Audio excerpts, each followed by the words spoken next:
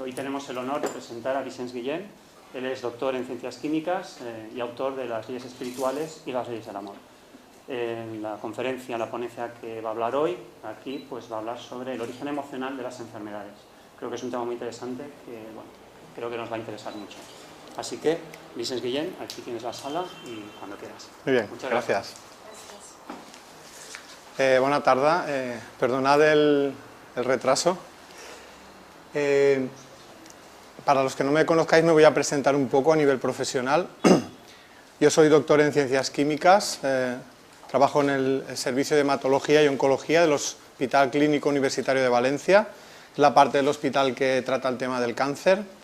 Mi trabajo allí es un trabajo de laboratorio, hacemos estudios genéticos para ver la predisposición al cáncer, pero la charla de hoy no tiene que ver directamente con ese trabajo, aunque sí que tiene que ver con el cáncer y con la enfermedad, y el hecho de haber tenido una formación científica pues me ha ayudado a darme cuenta que detrás del cáncer hay un componente emocional muy importante que hasta el momento la medicina convencional no está teniendo en cuenta. Por eso creo que es importante hablar sobre este tema, porque creo que nos puede ayudar a todos, y por eso la charla se titula El origen emocional de la enfermedad. En la primera parte de la charla hablaremos de una forma de entender la enfermedad y su tratamiento que sí que tiene en cuenta el factor emocional, que es la nueva medicina germánica, y en la segunda parte de la charla hablaremos del significado espiritual de la enfermedad, porque para mí no se puede entender completamente la enfermedad si no es viéndola desde el punto de vista espiritual. Y esto me va a servir un poco de excusa para hablaros de este libro, Las leyes espirituales, que si no lo conocéis, pues espero que a partir de hoy os pique la curiosidad. Y bueno, de la segunda parte no hablaré, pero hay un segundo libro que se titula La ley del amor, que es pues la segunda parte de este libro. Para empezar la charla, me gustaría hacerlo hablando un poquito de cómo ve el cáncer la medicina convencional. Aquí es una peliculita, a ver si se llega a ver.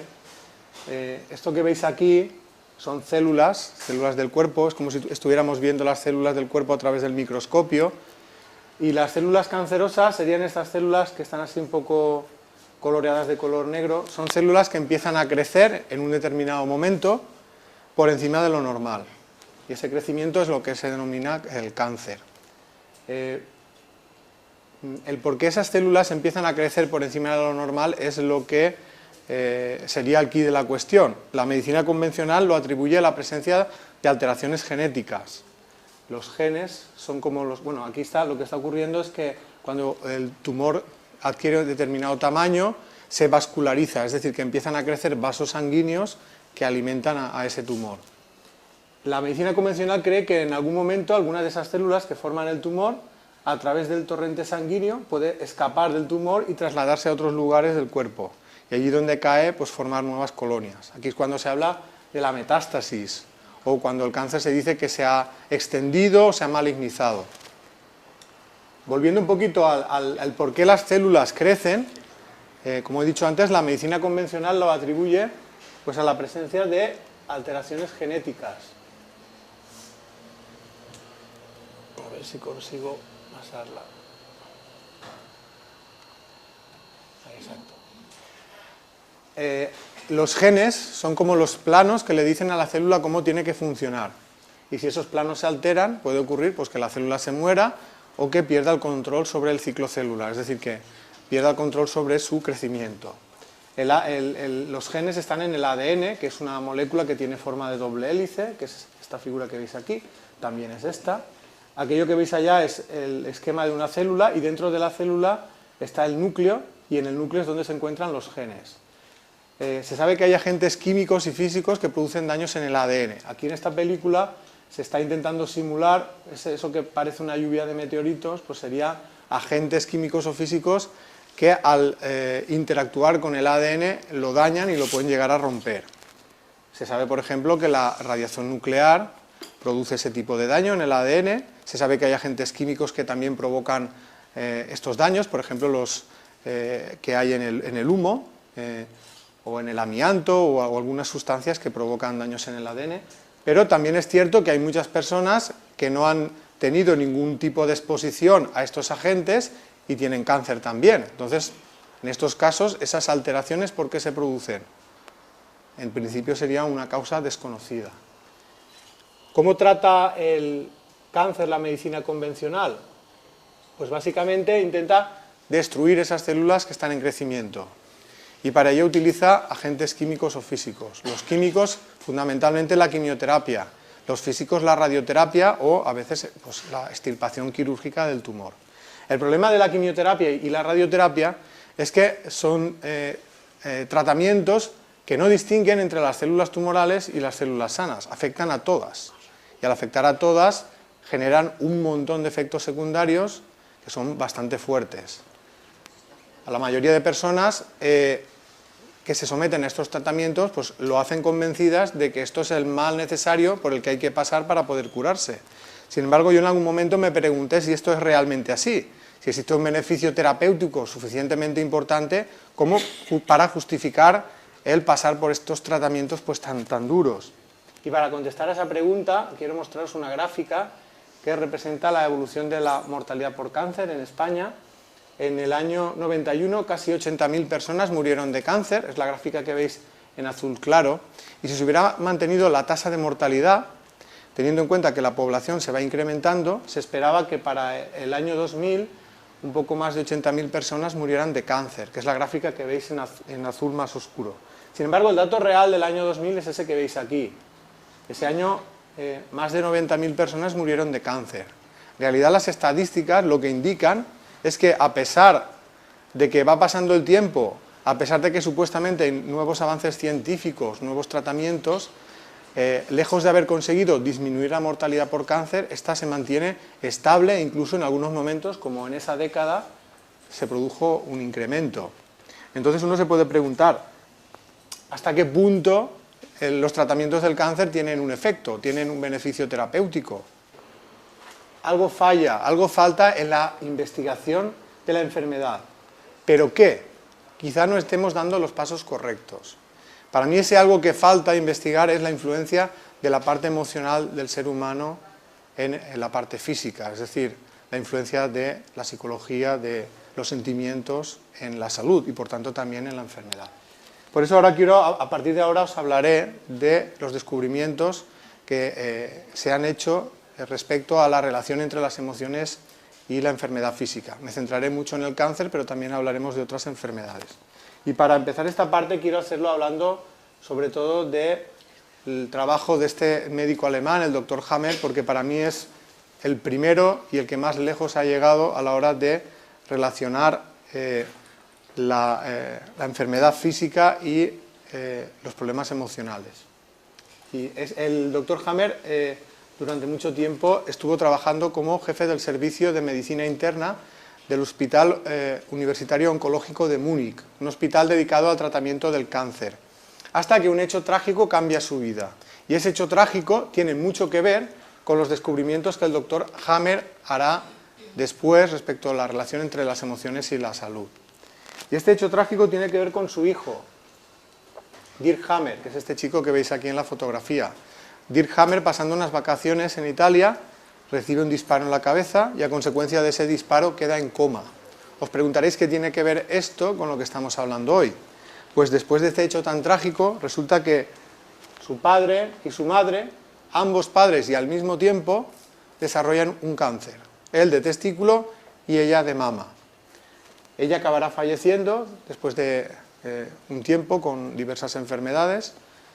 El hijo, después de varios meses en coma, también fallece y en ese estado de cosas el Dr. Hammer afirma haber tenido una especie de sueño muy vívido donde dice que contacta con su hijo convenciéndose de que éste sigue viviendo en otro plano de la existencia.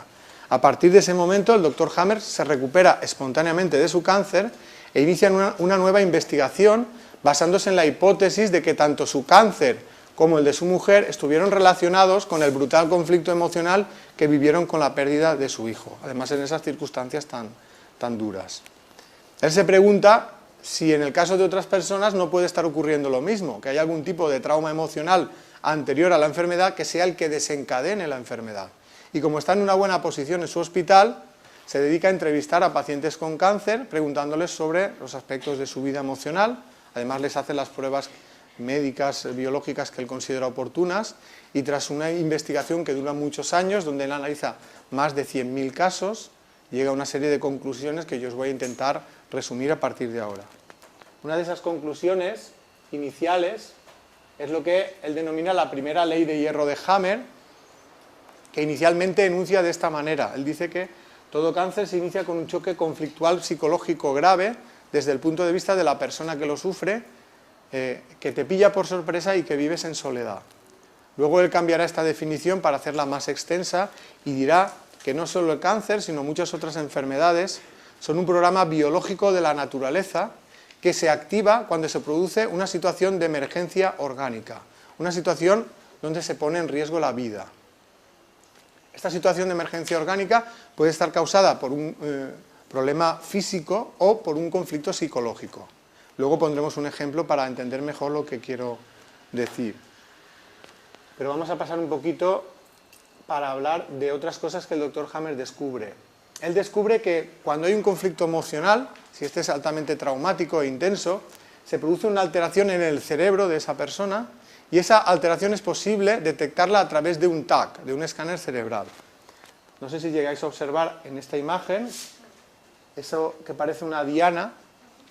Aquí tendríamos el centro, los círculos concéntricos. Esto sería la alteración que se produce cuando hay un conflicto emocional intenso y altamente traumático. Esto es una alteración eléctrica, electromagnética, por eso solo sale en algunos tipos de prueba. Aquí tenemos otra imagen de otro paciente, aquí se llega a observar mejor. Este es el centro de la diana y los círculos concéntricos prácticamente abarcando toda el área del cerebro. El Dr. Hammer dice que la intensidad de esta alteración eléctrica, que se llama foco de Hammer, depende de la intensidad del conflicto emocional. Es decir, los conflictos emocionales más intensos producen alteraciones eléctricas también más intensas y enfermedades más graves. Además, él descubre que el lugar donde aparece esa señal en el cerebro no es al azar, sino que existe una correspondencia entre tipo de conflicto emocional, lugar en el cerebro donde impacta ese conflicto y órgano que luego va a desarrollar la enfermedad. De manera que él es capaz de predecir, con los datos de un escáner cerebral, qué órgano va a desarrollar la enfermedad y cómo va a desarrollarse esa enfermedad.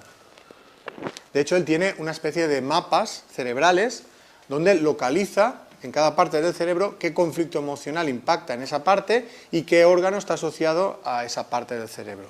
Un ejemplo para entender esa correspondencia entre tipo de conflicto, lugar en el cerebro donde impacta y órgano que luego va a desarrollar la enfermedad, vamos a ponerlo con el cáncer de mama glandular, el que afecta a la glándula mamaria. Aquí a nivel emocional tendríamos un conflicto de preocupación o pelea en el hogar.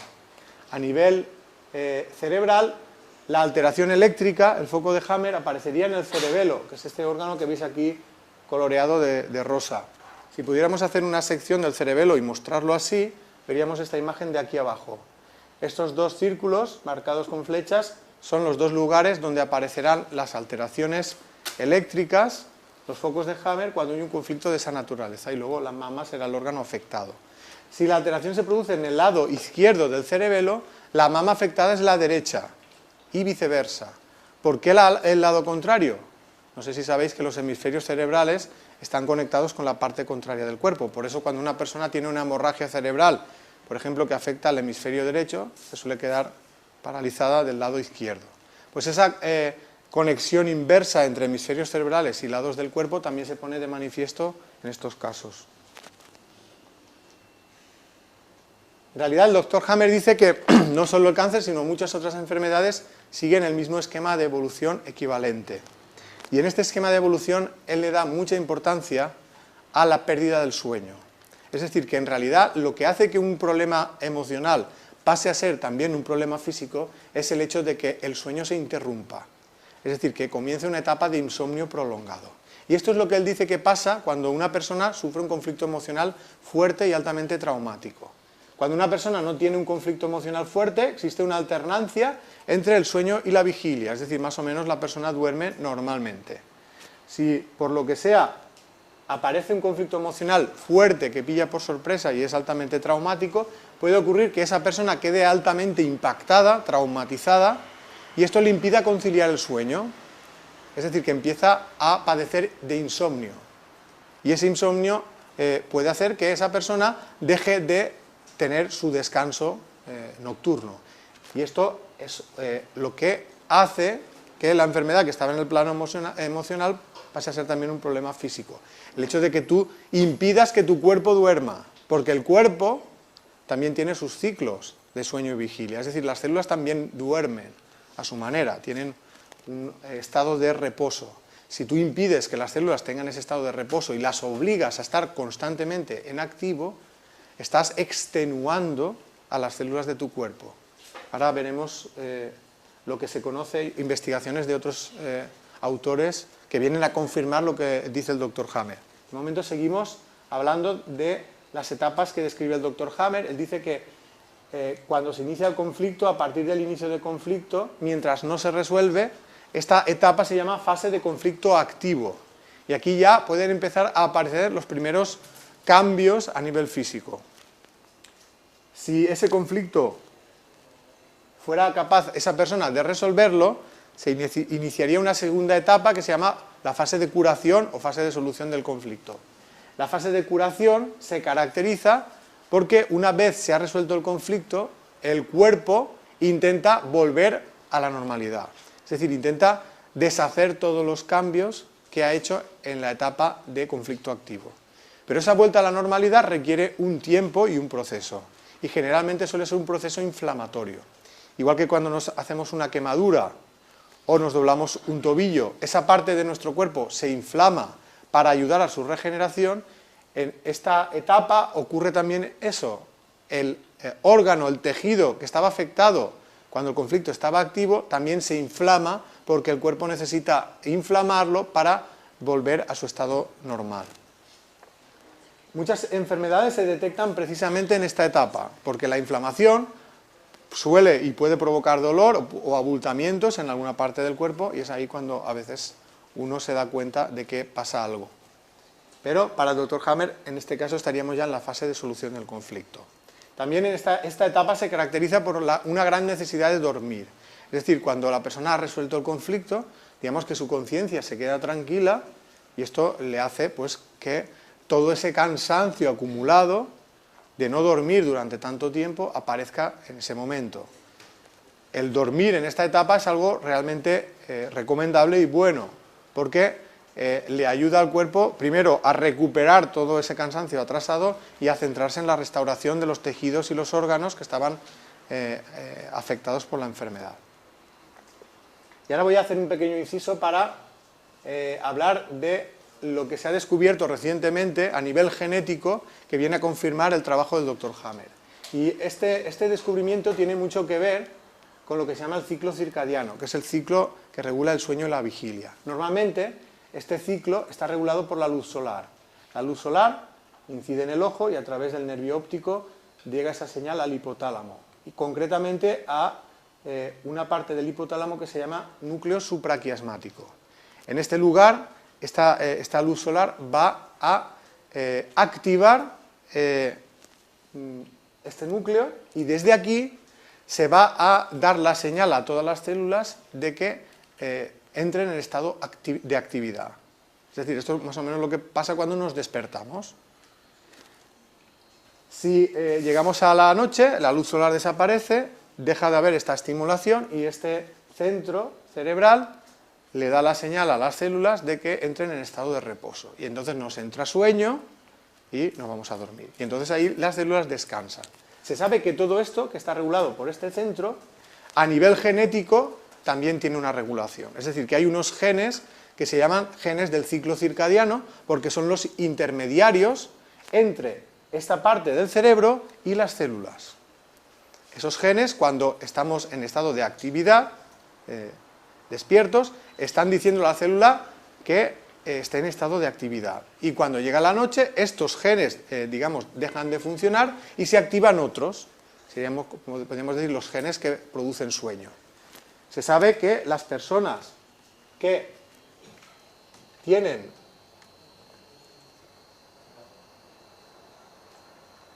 cáncer o tienen trastornos metabólicos como la diabetes o tienen enfermedades mentales, tienen este ciclo del sueño y vigilia alterado. Se ha descubierto que estos genes, la regulación de estos genes está alterada y la expresión de estos genes está alterada. Y esto es un descubrimiento donde tiene mucho que ver el grupo del doctor Achilles Reddy, que trabaja en la Universidad de Cambridge. Este investigador empezó a estudiar sobre todo cómo influían los genes del ciclo circadiano en la producción de los glóbulos rojos. Esto lo publicó en la revista Nature, que es una revista a nivel científico muy importante, Nature, dicho de otra manera. Luego él se dio cuenta que esto influía también en el cáncer y otros investigadores han ido aportando más información. Él tiene un artículo, digamos, un poco de resumen, que titula Relojes biológicos sanos, cuerpo sano, mente sana. Porque ya empieza a establecer pues, cómo la influencia de la parte psicológica del ser humano puede llegar a influir también a través de la regulación del sueño en la salud y también en la enfermedad. Este descubrimiento, estamos hablando de un descubrimiento en torno a los años 2009, 2010, esto que ahora se está comprobando a nivel genético, hace ya 20 años que el doctor Hammer lo sugirió. La diferencia es que en ese momento él no tenía pruebas a nivel genético que sostuvieran esa afirmación, ¿no? Aunque tenía otro tipo de pruebas. Como la ciencia le da tanta importancia al tema genético, parece ser que si no hay algo genético detrás de las cosas uno no se lo cree, y eso es lo que ha pasado también en la medicina, que no se creían lo que el doctor Hammer decía porque no tenía una evidencia genética, ¿no? Aunque tenía otro tipo de evidencias. Y hecho este paréntesis, seguimos hablando un poquito de los descubrimientos del doctor Hammer. A nivel cerebral, en estas etapas que hemos comentado de conflicto activo y fase de solución, también ocurren cosas diferentes. Cuando el conflicto está activo es cuando aparece esa alteración eléctrica, que os he comentado antes, y si el conflicto se resuelve, en la primera etapa de la fase de solución, que se llama fase exudativa, esta parte del cerebro va a sufrir una transformación física. Es decir, esta alteración que veis que tiene forma también de círculo, en el mismo lugar, ya es una alteración en el tejido cerebral, con la misma forma que la alteración eléctrica. Es decir, la alteración eléctrica precede a la alteración física. Esta señal y esos tags corresponden al mismo paciente, solo que un tiempo después. Y esa zona del cerebro también se inflama cuando está en la fase de solución. Y esa inflamación en el cerebro, si el conflicto ha sido intenso y prolongado, es una situación de peligro para la supervivencia. Tened en cuenta que el cerebro está dentro del cráneo y cuando se inflama no puede crecer, no puede aumentar de tamaño. Y esta necesidad de aumentar de tamaño sin poder genera una tensión muy fuerte en esa zona y esa tensión puede provocar la ruptura de los vasos sanguíneos y esto provocará una hemorragia cerebral. De hecho, habréis oído muchas personas que mueren de hemorragia cerebral sin haber ningún tipo de manifestación anterior de enfermedad. Posiblemente sea porque han estado pasando por un conflicto emocional altamente traumático que a lo mejor produjo cambios físicos que no eran visibles, pero que cuando llegó a la fase de solución, al inflamarse esa parte del cerebro, esto es lo que produjo la hemorragia cerebral. Afortunadamente hay fármacos que permiten controlar la intensidad de esa inflamación, lo que se llama el edema cerebral, que son los corticoides. Pero para hacer uso de los corticoides hace falta saber que muchos conflictos pueden tener una afectación en el cerebro, también muchas enfermedades, y tener un seguimiento de si hay síntomas pues, de que la persona tiene mareos, vértigos, dolor de cabeza intenso, pues que a lo mejor está ocurriendo que hay un edema cerebral, una inflamación, que a lo mejor hace falta controlarla, con corticoides. Pongamos que esa persona es capaz de pasar esta etapa, vendría una segunda etapa que se llama la fase de cicatrización. En el cerebro, esta fase implica un crecimiento de células gliales. Las células gliales son células que alimentan a las neuronas. Y ese crecimiento tiene el objetivo de cicatrizar también esa parte del cerebro. Esto es una imagen de un crecimiento de células gliales. Esta imagen corresponde a otro paciente diferente. pero como aquí se veía muy bien, la he escogido. Eso que parecen arroz de cebolla enganchados sería un crecimiento de células gliales, que para la medicina convencional, el observar ese crecimiento interpretaría que es un crecimiento tumoral, maligno, porque no entiende por qué se está produciendo este crecimiento. Para el Dr. Hammer, este crecimiento, como digo, tiene el objetivo de regenerar esa parte del cerebro. Es decir, que lo considera la fase final del proceso a nivel cerebral. Por eso la forma de tratar de la medicina convencional y de la nueva medicina germánica es muy diferente, porque las mismas cosas se interpretan de manera diferente. La medicina convencional, cuando observa un crecimiento, como considera el crecimiento en sí es maligno, intenta destruirlo. La medicina del Dr. Hammer intenta ver en cada proceso un significado biológico e intenta saber si ese crecimiento es fase de solución o está en fase de crecimiento, o sea, en fase activo el conflicto. Y aquí es cuando quiero explicar un poquito lo que he dicho al principio, cuando hablaba de que el cáncer o la enfermedad es una respuesta biológica ante una situación de emergencia orgánica. Es decir, que no aparece el cáncer o la enfermedad por casualidad, sino que tiene un porqué, un motivo. Como he dicho antes, él lo considera una respuesta del cuerpo cuando aparece una situación que pone en riesgo la vida. Para entender lo que esto significa, pondré como ejemplo el cáncer de pulmón. Para el Dr. Hammer, el cáncer de pulmón es un intento de obtener una mayor cantidad de oxígeno porque el cuerpo ha detectado que con la cantidad que le llega le es insuficiente para continuar la vida. ¿Por qué puede haber una falta de oxígeno? Puede ser una causa física. Por ejemplo, en el fumador, que ha estado toda la vida machacando sus pulmones, llega un momento en que esos pulmones dejan de tener funcionalidad, el mínimo que necesita el cuerpo para funcionar. Cuando eso ocurre y se produce esa falta de oxígeno, que puede ser peligrosa, el cuerpo responde ante esa situación activando este programa de emergencia. El cerebro le dice a los alvéolos que empiecen a crecer, se forman tumores en los pulmones. Pero para el Dr. Hammer esos tumores sí que tienen una función biológica. Serían como una especie de pulmón de emergencia que va a captar el oxígeno que esa persona por la forma natural ya no puede captar. Es decir, que para el Dr. Hammer el cáncer de pulmón en sí no es el problema, sino la consecuencia a un problema anterior, que es la falta de oxígeno. Pero también puede haber una causa emocional que active este mismo programa. La causa emocional sería un conflicto de miedo, angustia o ansiedad intenso.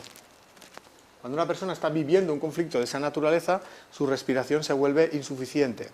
Si esa falta de aporte de oxígeno llega a ser muy crítica, pues el cuerpo responde de la misma manera que si la falta de oxígeno fuera por una causa física.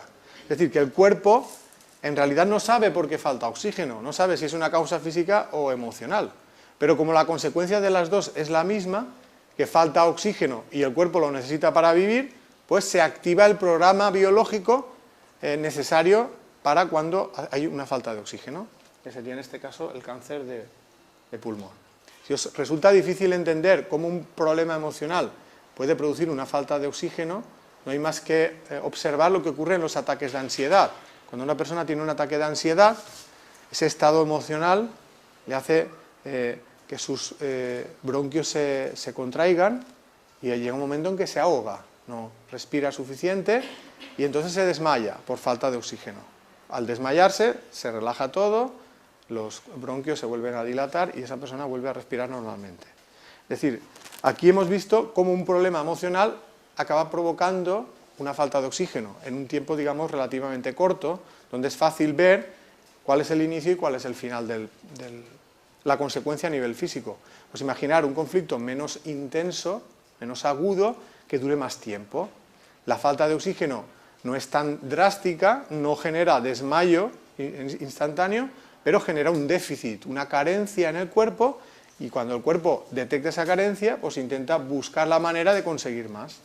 Pues de esta manera el Dr. Hammer intenta explicar todas las enfermedades viéndole su significado biológico, que viene a ser en general una respuesta del cuerpo cuando pasa algo que pone en riesgo la vida. Uno podría pensar pues, que si eso es así, si las emociones o si los conflictos emocionales provocan enfermedad, deberíamos estar todos enfermos, porque en realidad todos tenemos muchos problemas emocionales. ¿Qué es lo que hace que unas personas se enfermen y otras no? Porque en realidad no es el conflicto emocional lo que genera la enfermedad, sino cómo tú te lo tomas. Es decir, si llega a ser, te lo llegas a tomar tan mal que te impide conciliar el sueño, esto es lo que hará que el problema emocional pase a ser también un problema físico. Y ahora vamos a resumir algunas de esas características psicológicas que te predisponen a la enfermedad. Una de ellas es la tendencia de muchos años, puede arrancar en la infancia, a reprimir emociones tóxicas de cólera, resentimiento y hostilidad. La persona susceptible a la enfermedad interioriza tales emociones y tiene gran dificultad en expresarlas.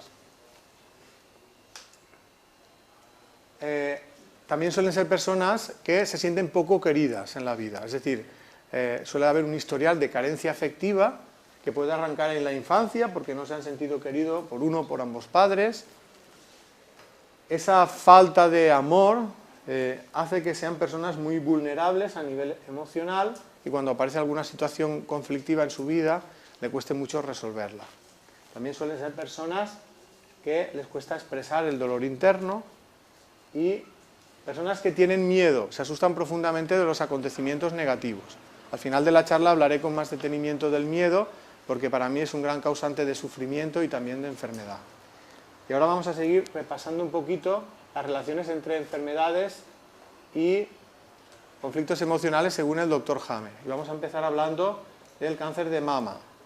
Él distingue dos tipos de cáncer de mama con dos conflictos emocionales diferentes asociados. El primero, el cáncer de mama glandular, el que afecta a la glándula mamaria, es el que ya hemos descrito antes, conflicto de preocupación o pelea en el hogar. En este caso, lo que ocurre cuando el conflicto está activo es que la glándula mamaria empieza a crecer y cuando el conflicto se resuelve, la glándula vuelve a su tamaño normal. Este no es el cáncer más frecuente, este sería el 20% de los casos. El más frecuente es el segundo, el cáncer de mama intraductal, que es el que afecta a los conductos galactóforos, que son los conductos por donde pasa la leche. Se le habréis oído diferentes nombres cuando se habla de, tiene la palabra ductal, el diagnóstico es de este tipo, porque el crecimiento está en el conducto galactóforo. Habréis oído ductal in situ, ductal infiltrante, varios nombres, dependiendo de la extensión de ese crecimiento. En este caso estamos hablando de un conflicto de separación o pérdida de un ser querido. Puede ser la muerte de un ser querido o, por ejemplo, una separación de pareja. Cuando el conflicto está activo, lo que se produce es una muerte del tejido que forma los conductos.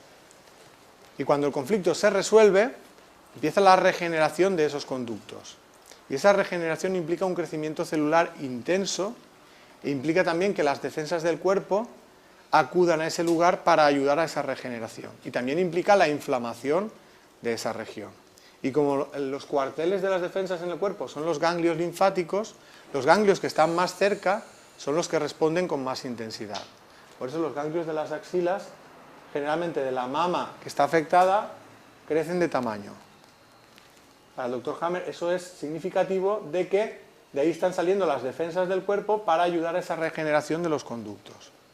Sin embargo, la medicina convencional interpreta todos estos hechos de una manera diferente. Cuando observa un crecimiento en los conductos, como no sabe por qué se está produciendo, lo interpreta como que es un crecimiento maligno, y cuando observa que los ganglios crecen, lo interpreta como que el cáncer se está extendiendo desde la mama hasta los ganglios. Por eso quita el tejido de la mama, quita los ganglios, la quimio, radioterapia, antes o después.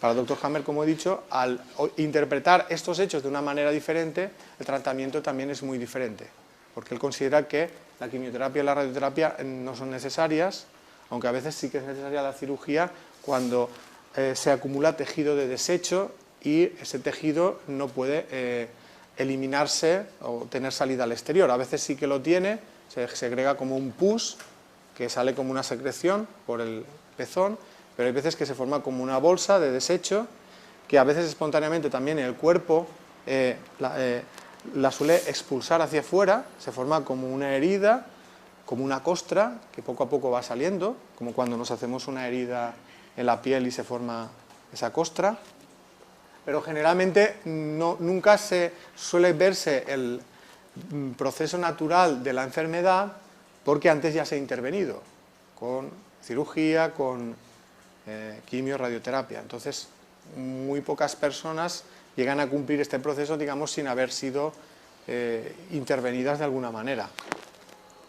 Lo que más le preocupa al doctor Hammer del cáncer de mama no es lo que ocurre en la mama, sino lo que ocurre en el cerebro. En esa fase que os he dicho, la fase exudativa, que está ya en la fase de curación, si el conflicto ha sido muy intenso y prolongado, puede provocar una inflamación muy fuerte en el cerebro y esto provocar mucha tensión en esa parte y provocar una hemorragia cerebral. Y esto sí que puede causar la muerte.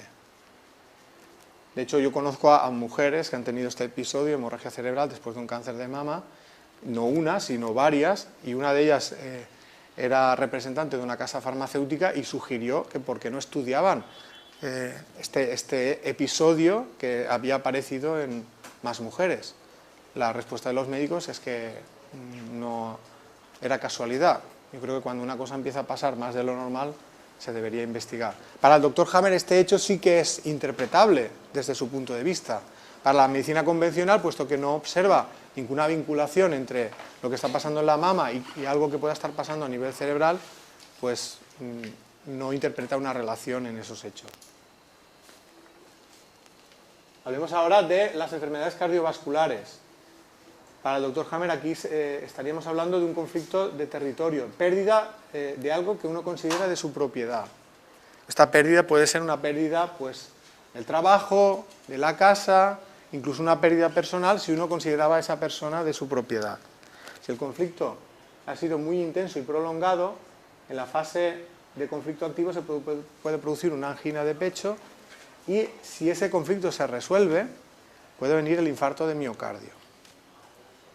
Y el doctor Hammer dice que el infarto de miocardio se produce porque el lugar donde impacta este conflicto emocional en el cerebro está al lado del centro que controla el ritmo cardíaco. Y cuando está en fase de solución, la inflamación en esa parte del cerebro comprime el centro cardíaco y esto es lo que produciría la parada del corazón. A veces esas paradas uno no sabe por qué ocurre, ¿no? Yo ahora me estoy acordando de Manolo Preciado, el entrenador, que hace muy poquito ha muerto de infarto de miocardio. Precisamente a él le echaron de su equipo, bueno, una persona muy visceral, le habían pasado bastantes cosas fuertes en su vida, la pérdida de un hijo, murió también la mujer, cosas bastante fuertes, y él vivía muy intensamente todo lo que le pasaba y lo último que le había pasado a nivel laboral es que lo echaron del Sporting, X meses llevaba ya en esa situación y va y lo contrata al Villarreal. Y justo en el momento que lo va a firmar, le da el infarto. Según el doctor Hammer, es porque habría entrado en la fase de solución del conflicto, un conflicto intenso y prolongado de pérdida. En este caso podría ser la pérdida del trabajo, pero como él ya era una persona con antecedentes de pérdidas anteriores, ya no es por el conflicto este en sí, sino porque ya lleva una dinámica de padecer situaciones emocionales fuertes, entonces digamos que como que se predispone emocionalmente a que lo que le pase le afecte de una manera bastante fuerte. No solo el doctor Hammer, sino otros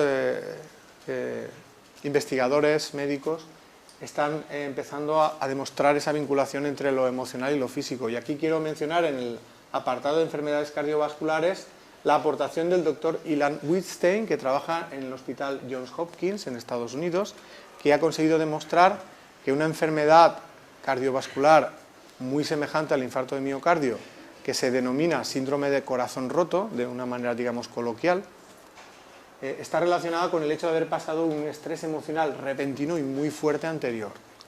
De ahí el nombre de síndrome de corazón roto, porque es algo que te ha pasado que te ha roto el corazón. Muchas veces eran temas de, pues eso, de relación de pareja, donde había una pérdida muy fuerte.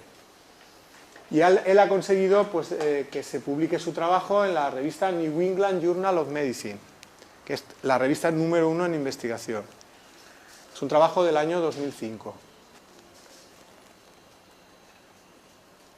Los conflictos que afectan al aparato respiratorio serían los conflictos de falta de aire, teniendo un conflicto de falta de aire, aquellos conflictos donde se despiertan emociones de miedo, ansiedad y angustia.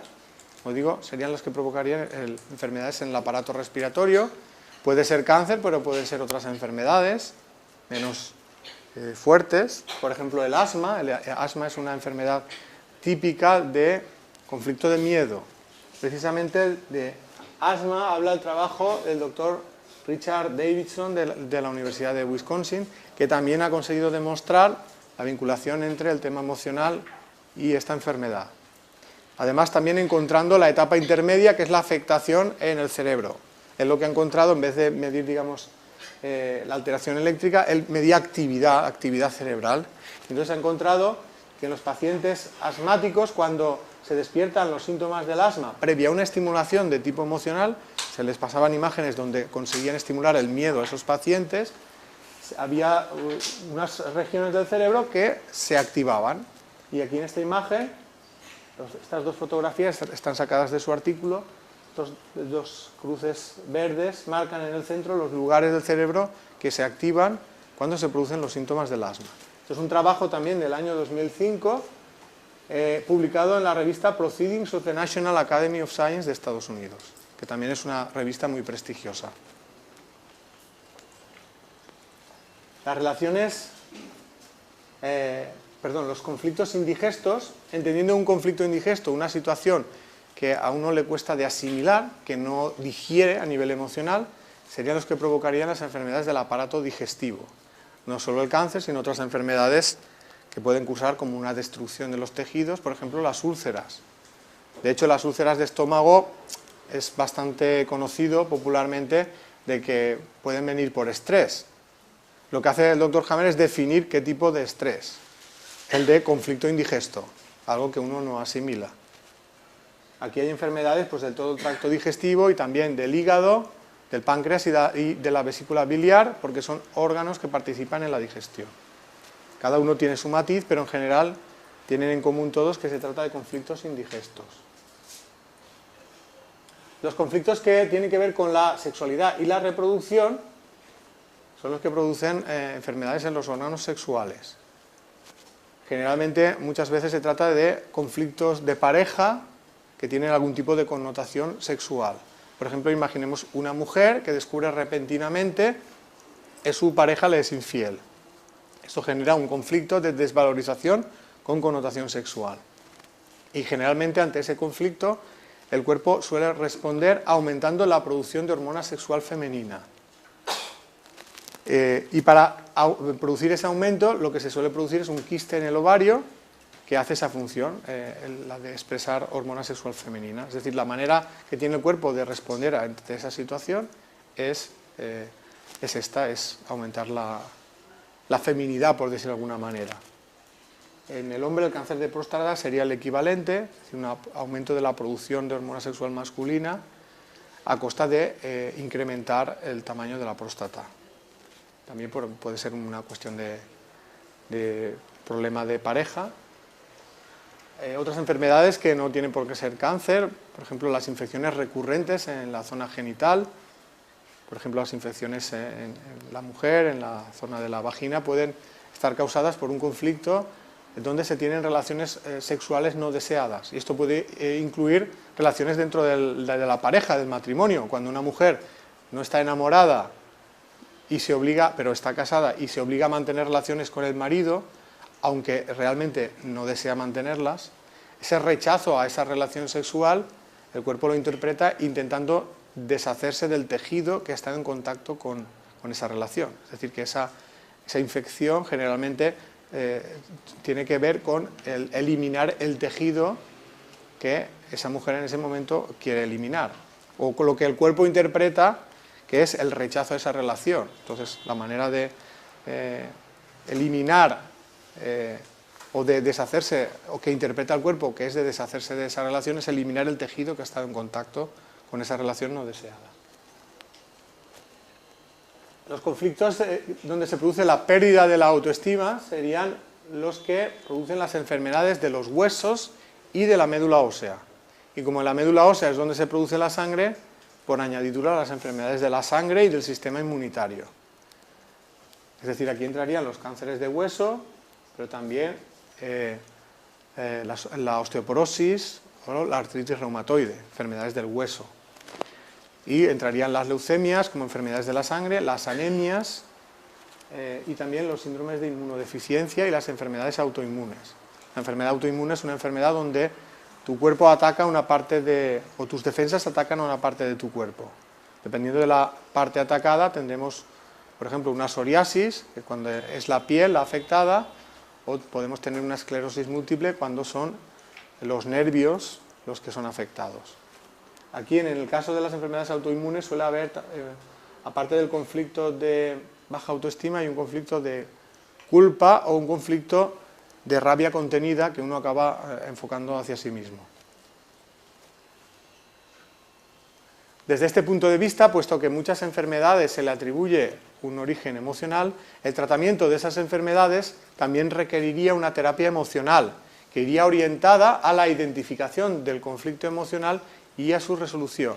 Y muchas veces la propia enfermedad física es la que te da la pista para que sepas cuál es el conflicto emocional y cuándo empezó. Y una vez se ha resuelto el conflicto, el cuerpo espontáneamente va a intentar volver a la situación de normalidad.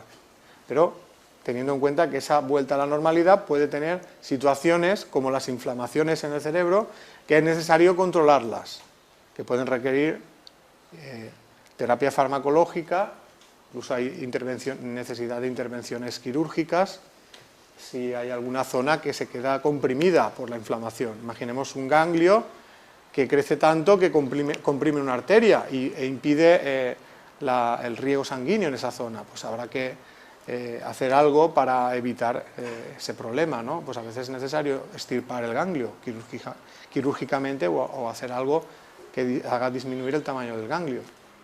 O imaginemos que hay una zona que comprime el tracto digestivo y a esa persona se le acumula la comida y no pasa hacia abajo, pues entonces hay que intervenir de alguna manera para evitar eso. A veces hay trozos del intestino que han dejado de funcionar, que están muertos y es necesario pues intervenir, cortar el trozo y soldar los que están sanos, porque si no se puede provocar un problema grave.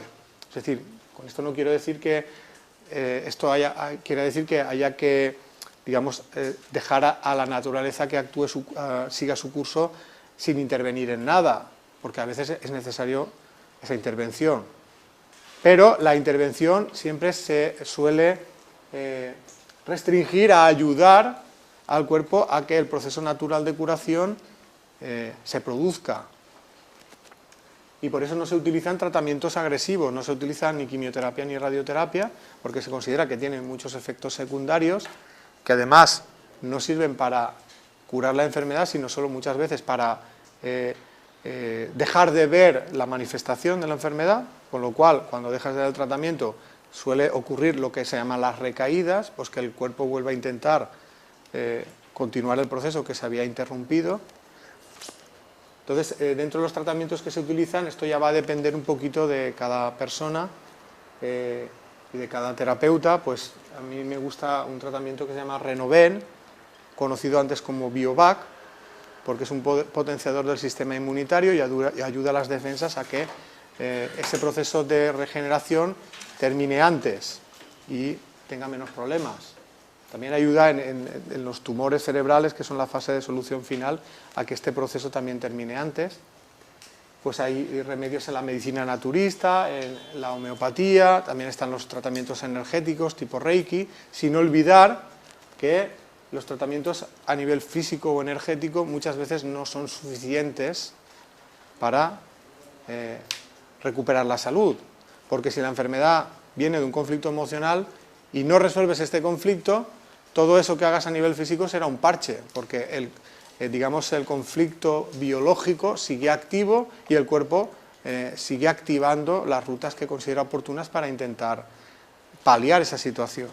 Por eso hay que hacer un doble trabajo en el plano emocional y en el plano físico, pensando que la parte emocional es la más importante, siempre y cuando la enfermedad sea de origen emocional, porque hay enfermedades que no lo son por temas exclusivamente físicos, entonces ahí no hay que hacer ese trabajo emocional. Pero en el caso que pueda ser de un tema emocional, esa parte emocional es la primera que hay que trabajar. Y aunque bien es cierto que muchas personas podrían curarse si hicieran ese trabajo emocional, de resolver los conflictos y además, pues si hace falta, pues tratarse físicamente, también es cierto que hay personas que mueren en la fase de solución del conflicto. Por ejemplo, las personas que mueren de infarto de miocardio. Y dices, ostras, pues si ahora que ha resuelto el conflicto, ¿por qué se muere? Parece un contrasentido. Si estamos diciendo que, digamos que la enfermedad es una manifestación de malestar emocional y ese malestar emocional lo resuelves, ¿por qué te mueres? Parece que no tenga sentido, ¿no? Es decir, que si la solución del conflicto no me asegura automáticamente la recuperación de la salud y la continuidad de la vida, ¿cuál es el significado de la enfermedad? Si es que tiene algún significado. También sabemos que hay enfermedades que no se pueden achacar a conflictos emocionales. Son enfermedades, por ejemplo, congénitas, de nacimiento. Muchas veces la enfermedad está provocada por alteraciones genéticas que se heredan de los padres y a veces se producen esas alteraciones durante el proceso de gestación. ¿Qué explicación tienen estas enfermedades? Porque la medicina del Dr. Hammer nos las explicaría. Pues para poder explicar estos casos, y en general todos los casos, es necesario que entremos en la segunda parte de la charla, lo que yo llamo significado espiritual de la enfermedad. Y para empezar esta parte, quiero hacerlo hablando un poquito de la situación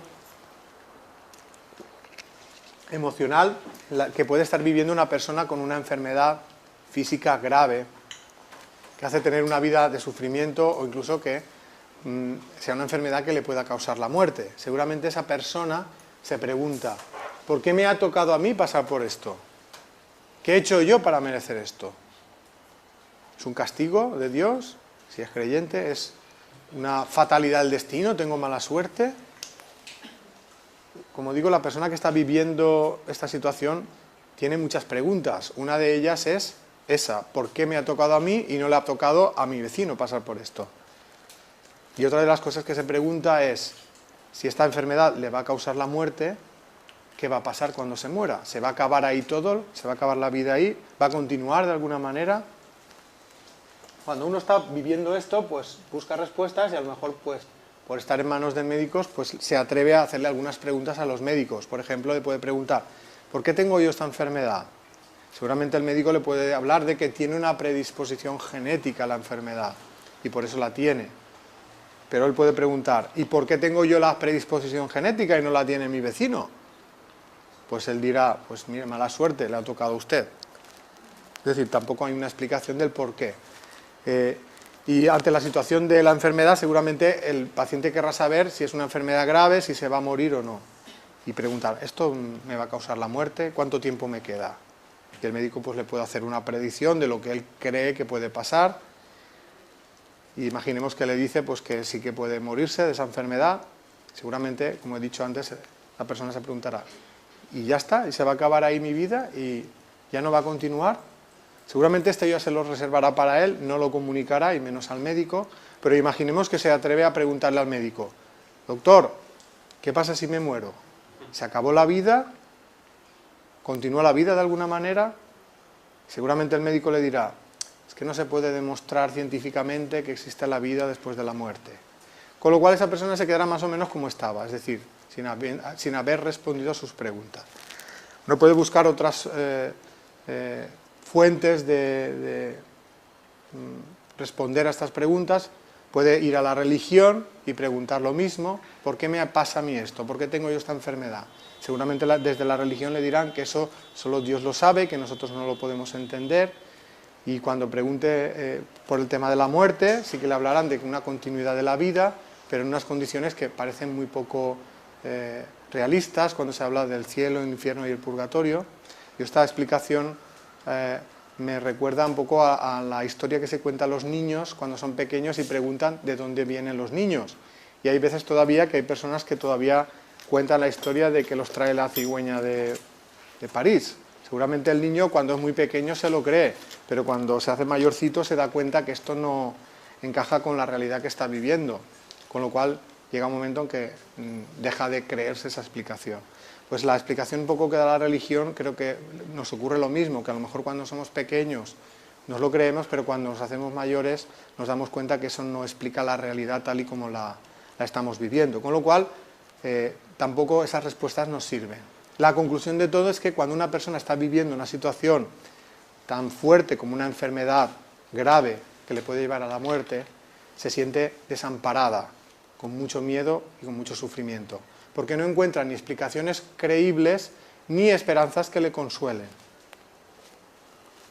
En realidad el tema de la muerte no es algo que se tengan que plantear solo los que están enfermos, es algo que nos deberíamos plantear todos, porque en realidad todos nos vamos a morir en algún momento. Seguramente las personas que son jóvenes pensarán, no me comas la cabeza con este tema ahora, que ya lo pensaré cuando me haga mayor. Pero hay veces que la muerte aparece en la vida sin llamar a la puerta. Por ejemplo, a través de una circunstancia fortuita, como un accidente de tráfico, o por un diagnóstico de una enfermedad grave. En ese momento uno ya no puede dejar el tema para más allá, porque ya le está tocando, bien en uno mismo o bien en algún ser querido. Si además esa persona que ha fallecido es joven, pues el trauma todavía es mayor para los que le quieren a esa persona, porque generalmente vivimos esa situación de la muerte del cuerpo físico como el final de la existencia de ese ser y el final de la relación de sentimientos que teníamos con él. Sin embargo, para mí sí que existe una explicación a esos interrogantes, y esa explicación ha venido sobre todo a través de conocer los testimonios personales de gente que ha vivido circunstancias que aportan información para aclarar todas estas preguntas. Por ejemplo, el de las personas que han pasado por la experiencia de muerte clínica y han sido reanimadas. Estas personas están contando una historia que sucedió en ese periodo donde supuestamente estaban muertas. Y esa historia es muy parecida de unas personas a otras. Ahora hablaremos de ella. También tenemos el testimonio de las personas moribundas en trance de dejar esta vida. También les están pasando cosas muy interesantes y también comunes de unos seres humanos a otros. Tenemos también el testimonio de personas que afirman recordar vidas pasadas y el testimonio de personas que afirman haber contactado con seres que ya han fallecido. Hablando del primer grupo, las personas que han experimentado la experiencia de muerte clínica suelen contar que lo primero que les ocurre es que se separan de su cuerpo y una vez se han separado del cuerpo tienen como una especie de viaje, como ellos llaman como una especie de túnel, cada uno lo describe de una manera, pero muchos lo describen como un viaje a través de un túnel, al final del cual llegan a un lugar de mucha luz, de mucha paz, mucha tranquilidad, y en ese lugar tan maravilloso donde se sienten tan bien, suelen tener un encuentro o bien con seres queridos que hayan fallecido o bien con seres luminosos que ellos reconocen como sus guías. Y en ese encuentro se les dice que todavía no ha llegado su hora y que se tienen que volver al cuerpo. Muy al contrario de lo que normalmente pensamos, que cuando alguien se muere pensamos, pobrecito, y al mismo tiempo pensamos, menos mal que no he sido yo ni nadie de mi familia, pues estas personas opinan justo lo contrario, que lo que sería una suerte sería quedarse allí y lo que les resulta difícil y traumático es tener que volver al cuerpo. Quizás sea por eso que casi todos los que se van no vuelven, ¿no? La vuelta al cuerpo es algo bastante traumático para la mayoría, pero sí que es cierto que a partir de ese momento su forma de entender la vida y la muerte cambia radicalmente. Lo primero que ocurre es que dejan de tenerle miedo a la muerte porque han echado un vistazo y lo que han visto pues tiene muy buena pinta, con lo cual no hay por qué asustarse. Y otra de las cosas que suele ocurrir es que su esquema de valores en la vida también suele cambiar. Normalmente las personas estamos muy preocupadas por tener éxito en la vida, tener dinero, fama, ser sexys para ligar más, pagar la hipoteca, ese tipo de cosas. Sin embargo, estas personas se dan cuenta que realmente esto no tiene gran importancia.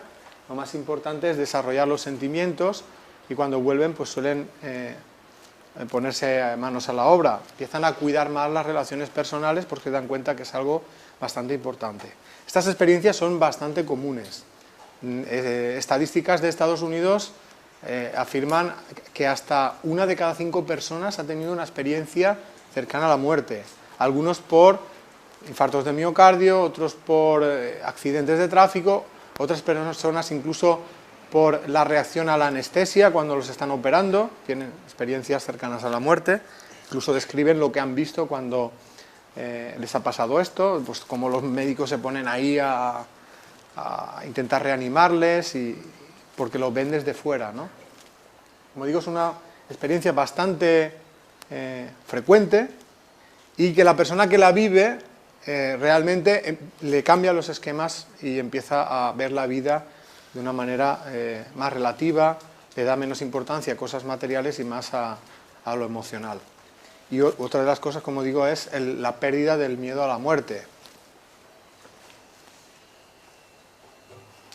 Algunos investigadores que han recogido este tipo de testimonios, sobre todo quizá en la etapa contemporánea el más conocido es Raymond Moody, psiquiatra y filósofo, tiene 2 libros, Vida después de la vida y Reflexiones sobre la vida después de la vida. Él es uno de los investigadores que describe estas etapas que yo os he comentado al principio. Otro investigador es el doctor Melvin Morse, pediatra, tiene un libro que se llama Más cerca de la luz. La peculiaridad de este investigador es que recoge experiencias cercanas a la muerte de niños. Muchos de ellos niños muy pequeños, 3, 4 años, algunos a duras penas hablan bien. Lo curioso es que los niños describen lo mismo que los adultos.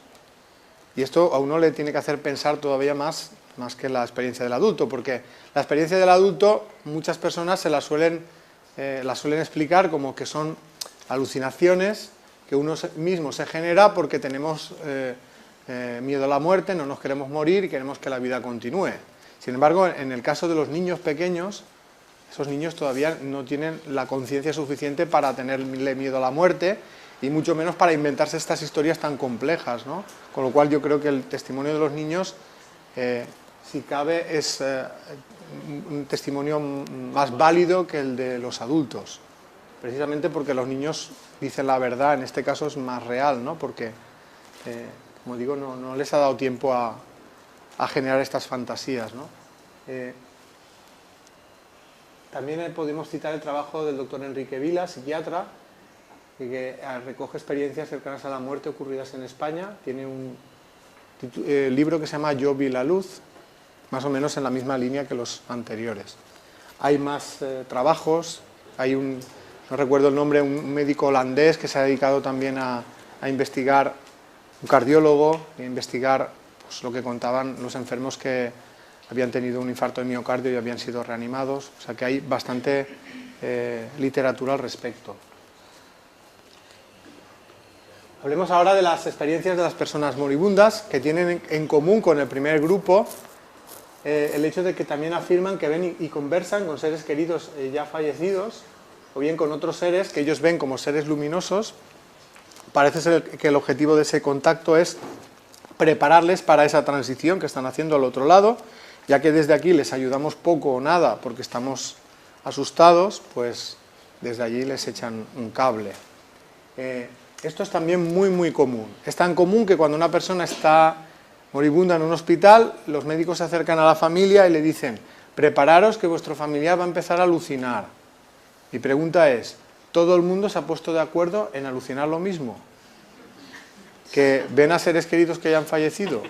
Yo esperaría algo de una alucinación algo más variado, como elefantes rosa o cosas así, ¿no? Sin embargo, todos nos ponemos de acuerdo en alucinar lo mismo al final de la vida, porque esto le ocurre a ateos, agnósticos, cristianos, musulmanes, judíos.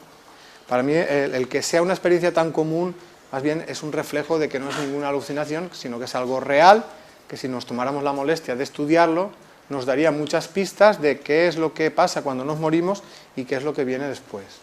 Algunos investigadores sí que se han tomado esa molestia, como por ejemplo la doctora Elizabeth Kubler-Ross, psiquiatra. Por cuestiones de trabajo ella convivía con enfermos terminales y estos le iban contando pues todo lo que les estaba pasando, y esto le hace a ella pues cambiar sus creencias, su forma de ver la vida. Ella era una persona atea y no creía en la vida después de la muerte, y a partir de entonces empieza a creer en la vida después de la muerte.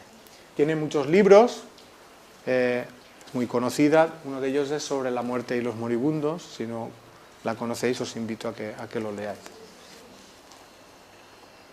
Tenemos también el testimonio de personas que afirman recordar vidas pasadas. Algunos de esos recuerdos pueden ser espontáneos, sobre todo en niños de corta edad, mientras que otros se pueden obtener a través de hipnosis regresiva.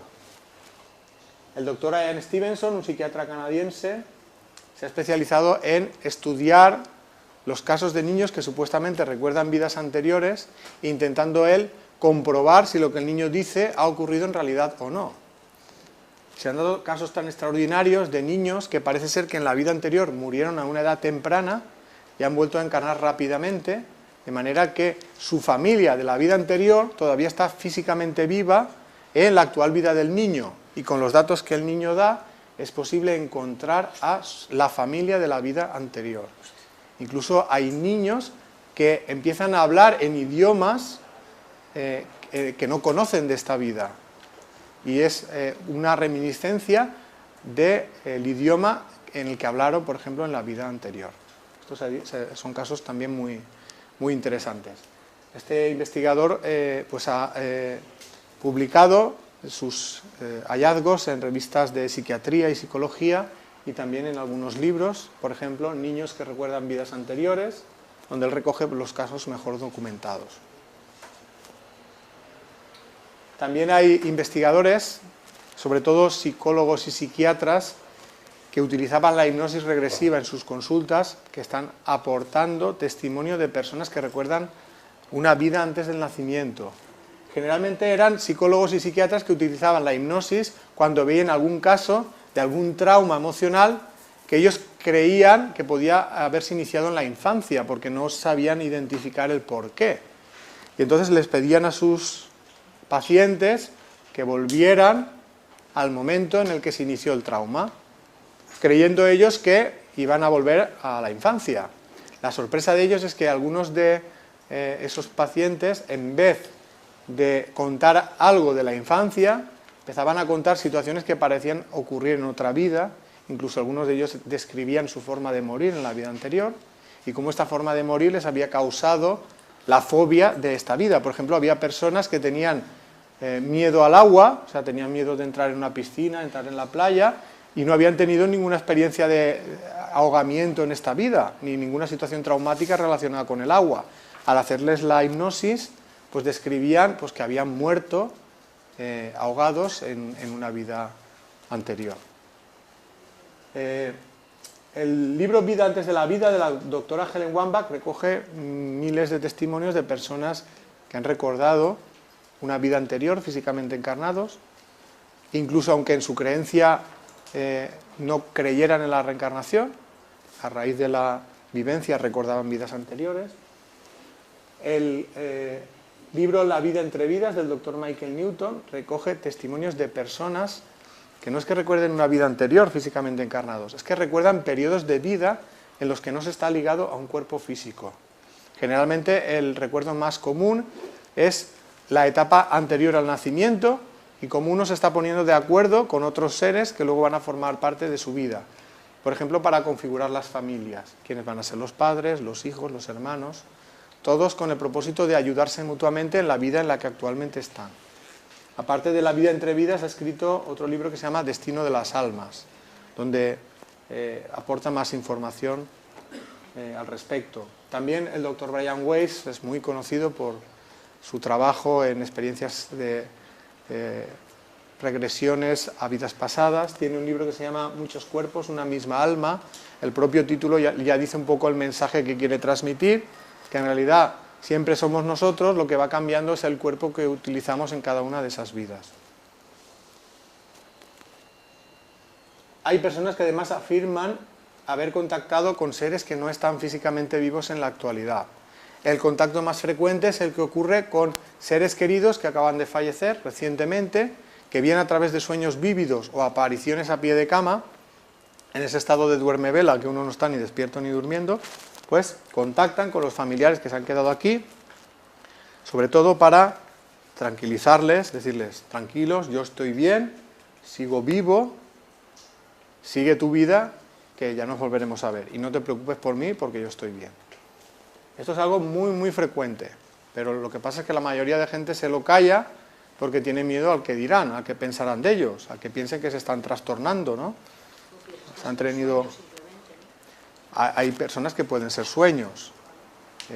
También a veces uno cree pues, por el deseo de ver a la persona querida, pero cuando es un sueño de este estilo, suele ser una vivencia muy real, más allá de un pensamiento. Y entonces esta es la manera de diferenciar un sueño que uno mismo genera de lo que es un contacto real. Además, esto suele ser inesperado. Uno no se imagina que puede vivir una situación así. Como digo, esto es algo bastante común, pero muchas personas o se lo callan porque tienen miedo al que dirán, o a veces lo interpretan como que ha sido un sueño de su mente, su imaginación, que no tiene mayor trascendencia. Pero es muy común. Libros que hablan sobre este tipo de experiencias: Crónicas del Más Allá, de Sol Blanco Soler, y Visitas del Más Allá, de Sylvia Browne. También hay personas que afirman tener este tipo de contactos, pero de una manera más frecuente, es decir, no limitado a cuando se muere un ser querido, sino que es un contacto más frecuente y que dice que recibe mensajes. Independientemente de que haya personas que se lo puedan autosugestionar o personas que lo finjan sin ser real, puede ser que haya casos donde sea real. Y la mejor manera que tenemos de saber si es real o no es analizar la calidad del mensaje, porque por la calidad del mensaje conoces al autor. A mí hay un par de libros que me han gustado mucho de este tipo de literatura, que son el Libro de los Espíritus, de Allan Kardec, y el Te Perdono, de Amalia Domingo Soler, porque el mensaje que dan a mí personalmente me parece muy profundo, por eso los recomiendo. Y ahora viene el quid de la cuestión, lo que yo llamo informaciones del otro lado, que nos pueden servir para contestar a las preguntas que nos estamos haciendo, el porqué de la enfermedad, qué pasa cuando nos morimos, y ya que estamos, pues preguntemos por el sentido de la vida también. Una de las cosas que se nos dice es que somos inmortales y que la vida física no es más que un instante de la vida real y que esta vida real nunca termina. Es decir, que la muerte del cuerpo físico no es el final de la vida, sino solo una etapa de transición hacia otra existencia menos limitada, en la que todos nos vamos a reencontrar con los seres queridos que se fueron al otro lado antes que nosotros. Es decir, que la muerte en realidad no existe. No hay una desaparición de nuestra vida, solo cambiamos de estado. Nos despojamos de un vestido gastado y seguimos viviendo despojados de él. Con lo cual no debemos afligirnos ni entristecernos por la suerte de los que han dejado el cuerpo físico, porque ellos siguen viviendo y, como digo, generalmente en mejores condiciones de las que lo hacemos nosotros, y que en algún momento volveremos a saber de ellos. A veces antes de que pasemos allí, porque ellos se comunican de diversas maneras, pero en cualquier caso en algún momento tomaremos contacto con ellos. Es decir, que las relaciones de sentimientos no se acaban, porque los seres queridos no mueren nunca. En realidad nadie muere. También se nos dice que existe un plan para cada uno de nosotros, que lo que pretende es que vayamos creciendo, sobre todo en nuestra capacidad de amar, y que sea por nuestros propios méritos, a base de experimentar en el plano físico con libertad. También nos dicen que las circunstancias a las que nos enfrentamos en la vida no son casualidad, sino que es consecuencia de lo que hemos vivido en vidas anteriores, que antes de nacer ya conocíamos cuáles eran esas circunstancias. De hecho, eran circunstancias elegidas por nosotros mismos antes de encarnar, y estábamos intentando prepararnos en ese plano para poder superarlas con éxito. Y una de esas circunstancias puede ser el venir a pasar por una enfermedad congénita, una enfermedad de nacimiento. Generalmente una enfermedad de ese estilo tiene que ver con lo que hemos hecho en otras vidas. Generalmente se trata de actuaciones en las que hemos generado sufrimiento en los demás. Incluso hemos podido generar la muerte de otros seres.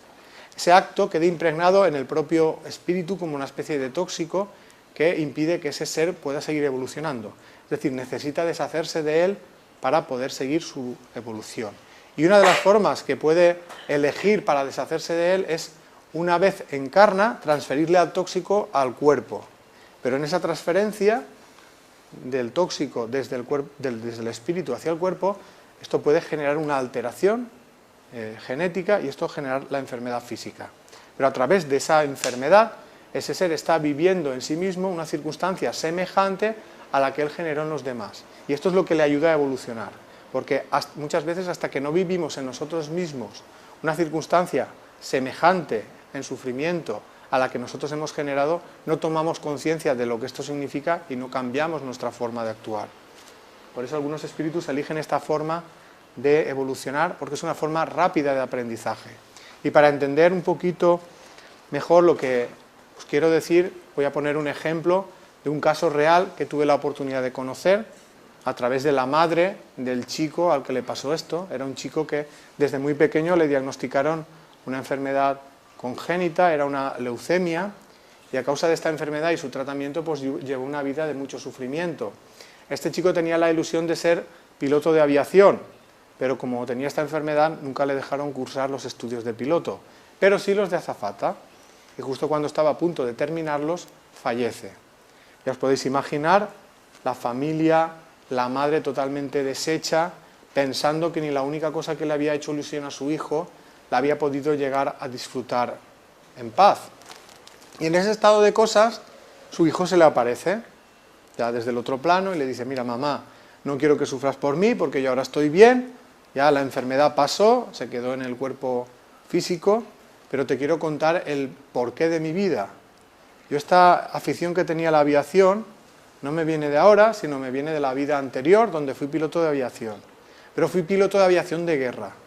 Y durante la Segunda Guerra Mundial estuve dejando caer bombas, y esas bombas hicieron que mucha gente muriera quemada. Yo elegí esta enfermedad porque era como una especie de ir quemándome por dentro, una especie de vivir en mí mismo aquel sufrimiento que yo había causado en los demás. Y de esta manera aprender lo que esto significa y dejar de querer generar ese sufrimiento en los demás. Esto no quiere decir que por cada cosa negativa que hayamos hecho tengamos que venir en el futuro a pasar por una enfermedad. Pero es una forma de aprendizaje que algunos espíritus eligen porque es rápida. Uno aprende rápidamente de esa circunstancia. Y además, como suelen ser vidas más cortas de lo normal, es como un instante. Teniendo en cuenta que la vida del espíritu es infinita, es inmortal, lo que dura una encarnación es como un segundo. Y si además termina antes de lo normal, todavía se hace más corta. Si a través de esa experiencia uno consigue deshacerse de una parte de esos tóxicos y además aprende algo que necesitaba aprender, será una experiencia de mucho provecho para ese ser. Es decir, que no pensemos que las personas que sufren enfermedades de nacimiento están haciendo una vida inútil, para nada. Están haciendo una vida que es la que han elegido y están aprendiendo de esa vivencia, tanto ellos como las personas que tienen alrededor. Por lo tanto, no veamos esa situación como una situación inútil y de un sufrimiento que no va a ningún lado. Siempre hay un porqué de cada cosa.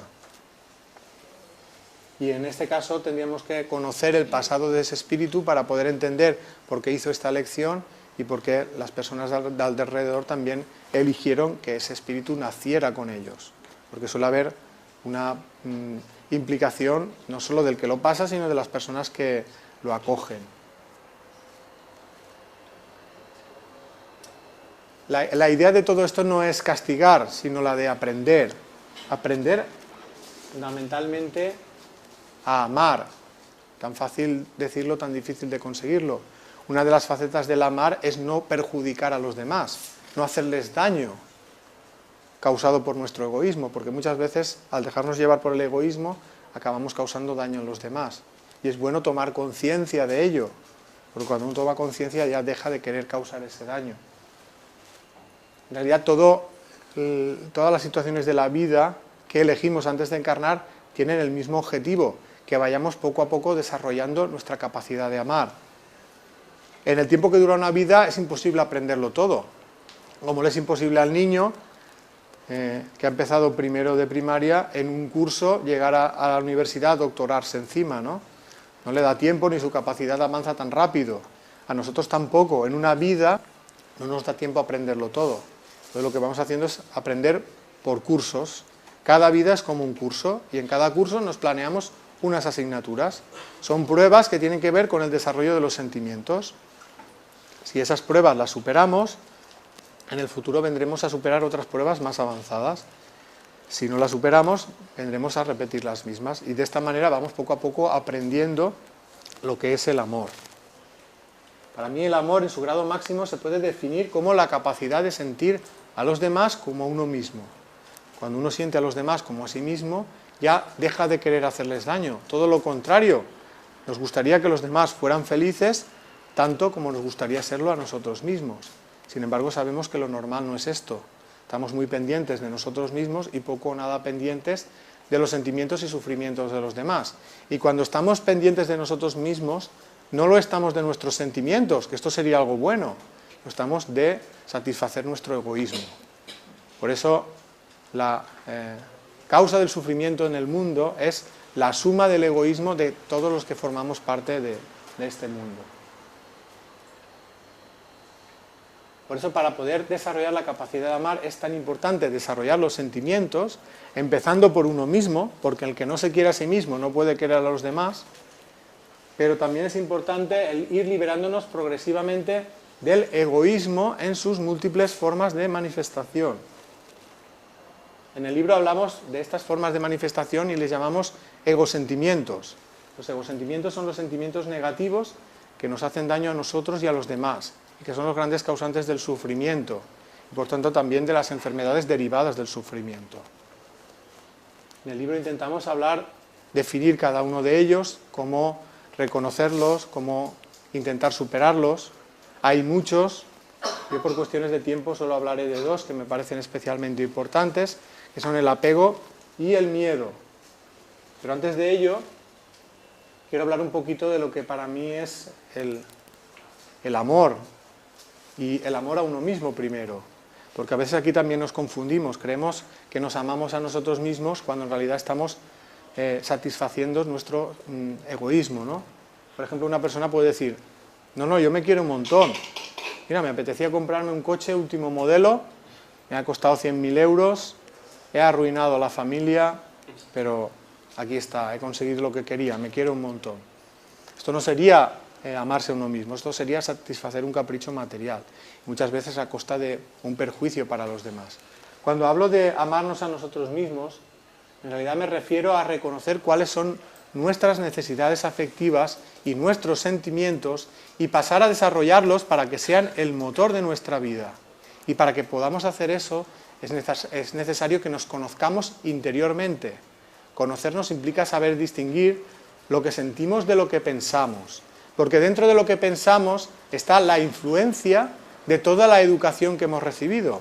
Y si es una educación represiva con los sentimientos, actuaremos por lo que pensamos en contra de lo que sentimos. Y esto nos hará entrar en una situación de conflicto emocional, que si se prolonga en el tiempo puede hacer que suframos mucho y que este sufrimiento en algún momento pase a ser una enfermedad física.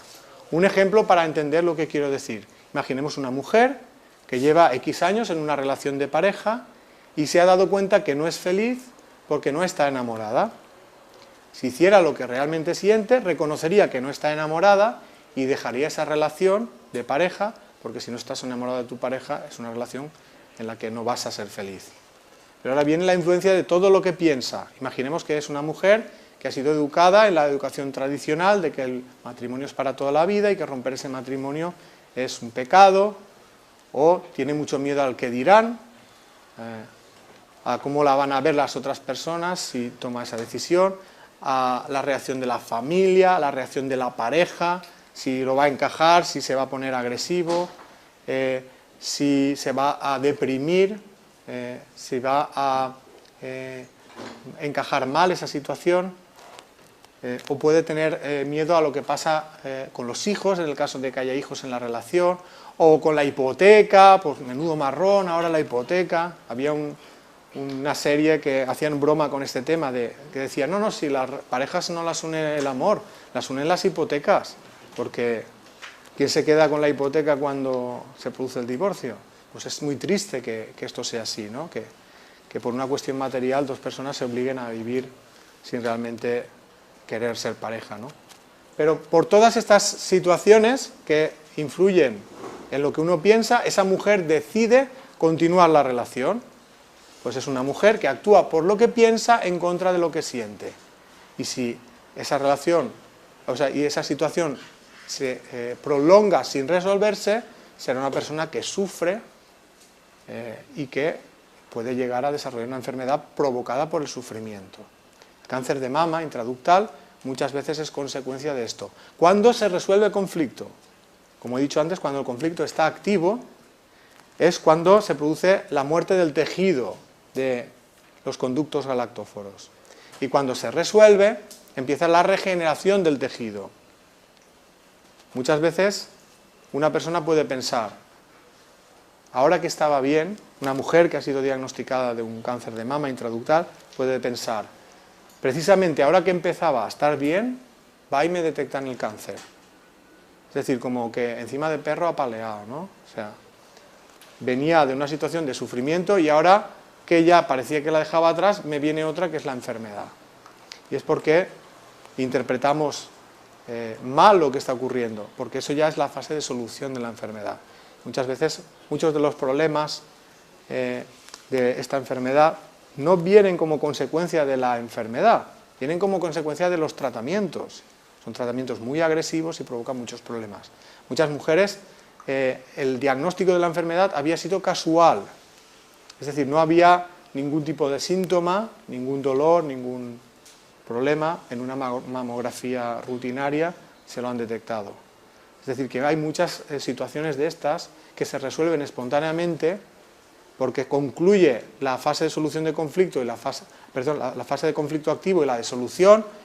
Lo que pasa a nivel físico no llama la atención, con lo cual se resuelve espontáneamente. Pero ahora, como hay tantos métodos de diagnóstico precoz, pues lo que antes pasaba desapercibido ahora es fácil detectarlo, ¿no? Entonces, a partir de ese momento muchas veces empiezan muchos problemas, pero no por la enfermedad, sino por el tratamiento que se da a esa enfermedad, que son tratamientos muy duros. Me he ido un poquito del tema, pero lo que estaba intentando es transmitir el mensaje, lo importante que es que la persona viva de acuerdo con lo que siente, que cada uno analice en la vida si es feliz o no, y si no es feliz, que profundice en los motivos por los cuales no es feliz. Y si llega a saber el motivo por el cual no es feliz, que intente cambiar su vida para que esos motivos desaparezcan, para que su vida sea un reflejo de sus sentimientos, porque si consigue esto, seguramente desaparecerá el sufrimiento emocional y con él la enfermedad derivada de ese sufrimiento.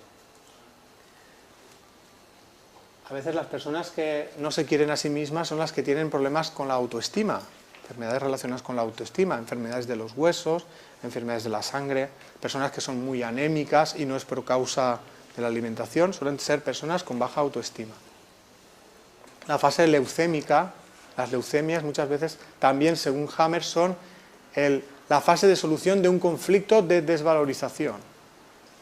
En la primera etapa se destruye la médula ósea, por eso se deja de producir glóbulos rojos, glóbulos blancos y plaquetas, es decir, hay anemia, hay leucopenia y trombocitopenia, y cuando ya se empieza a resolver el conflicto emocional, la médula vuelve a regenerarse y tiene una etapa donde la producción de la médula es de células inmaduras.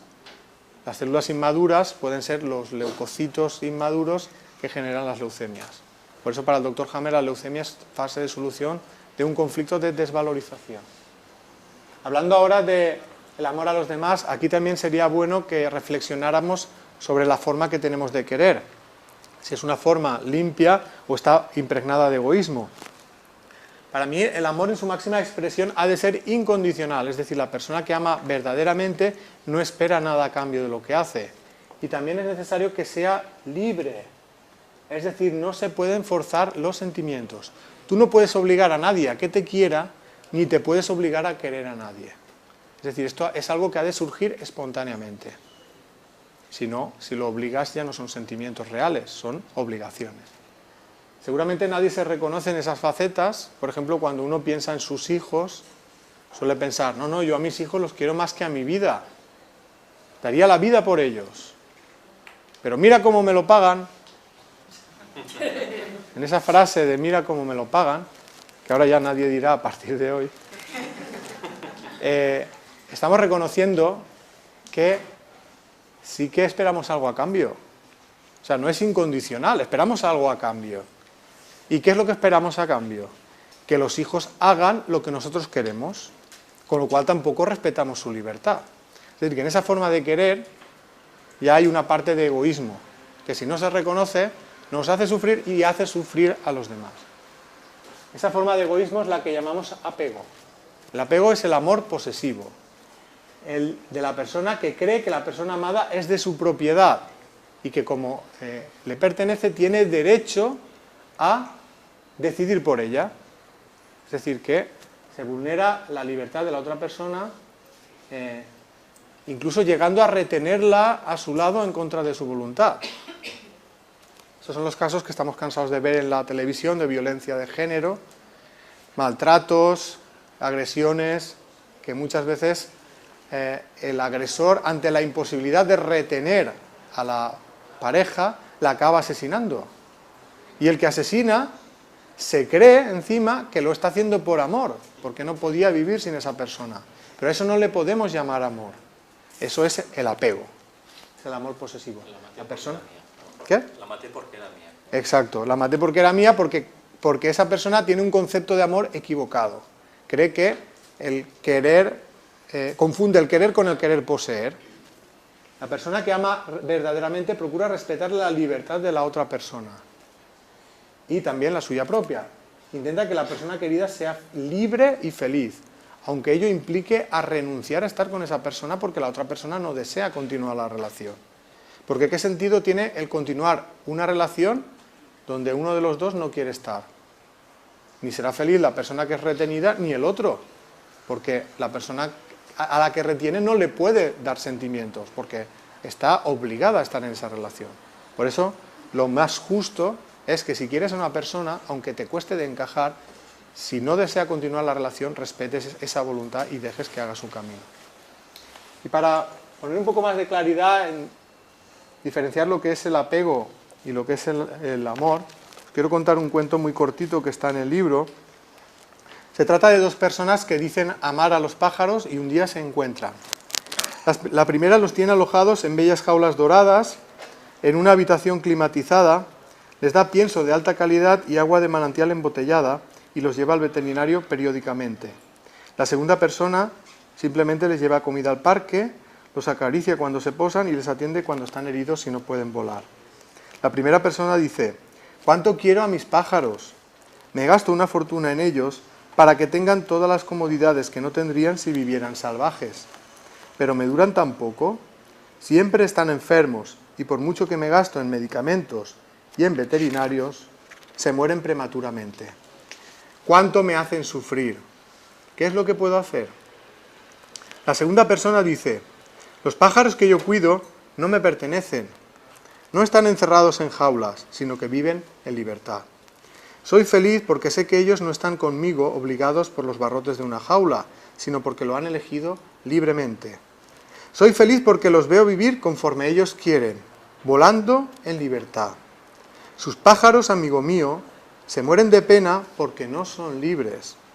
Abra sus jaulas para que puedan volar en libertad y vivirán porque serán libres, porque serán felices». El primero responde: «Es que si les abro la jaula, se escaparán y ya no los volveré a ver». El segundo responde: «Si se escapan es porque han estado retenidos en contra de su voluntad y se alejan de lo que para ellos es una vida de esclavitud. Mis pájaros no huyen de mí porque saben que son libres de ir y venir cuando les plazca. Al contrario, cuando me ven llegar al parque, acuden inmediatamente, me rodean y se posan sobre mí». El primero dice: «Lo que usted tiene es lo que yo deseo, que mis pájaros me quieran». El segundo dice: «Lo que usted quiere jamás lo obtendrá por la fuerza. Les ha colmado de comodidades para intentar compensarles de la carencia de lo que más ansían, volar en libertad. Si realmente les quiere, deje que vivan su vida en libertad».